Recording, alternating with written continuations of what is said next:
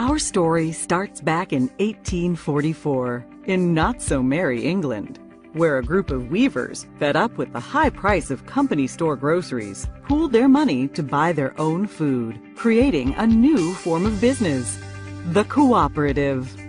The idea caught on.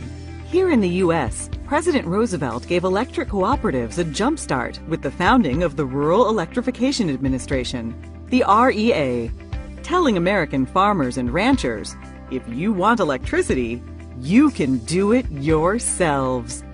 And they did. Rural men and women quickly began scraping together the $5 needed for membership and equity in the co-op. Up went the poles and wire and lines to bring rural folks what they so desperately needed: power. Soon, electric cooperatives popped up all across the country, transforming the way of life in rural America. Today, there are more than 900 electric co-ops in the U.S., bringing electricity to some 42 million Americans. So how do cooperatives work? First off, cooperatives are not for profit. Money comes in from members when they pay their electric bills. Money goes out to pay co-op expenses. A little bit is set aside for emergencies and the future. Any leftover is returned to members. Pretty sweet, huh? But it's not just about the money. Co-ops exist only to serve their members. They have a unique set of cooperative principles. All may join, regardless of race or gender or creed. That's the first principle of cooperatives: voluntary and open membership. Members vote for the directors to lead their co-op. They vote yay or nay on big issues. Majority rules.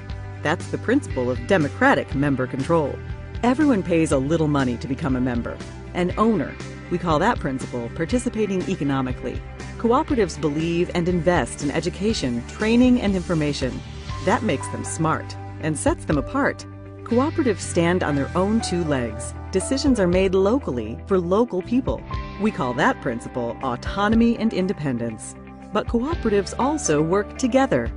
They join forces to restore outages after storms, get financing, do research, and speak up in the halls of government.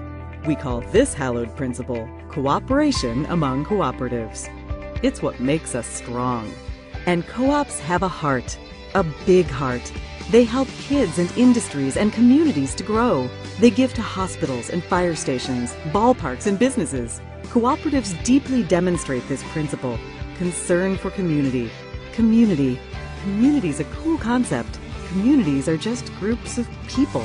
And that is the cooperative's secret ingredient. It's the dedicated people who work day in and day out to provide reliable and affordable power. It's the elected people who shape the policies and tackle the big issues. For the most important group of people, the members. Members, the whole reason cooperatives exist. Now that's the cooperative difference. And that's the cooperative advantage. Brought to you by the passionate people of NRECA.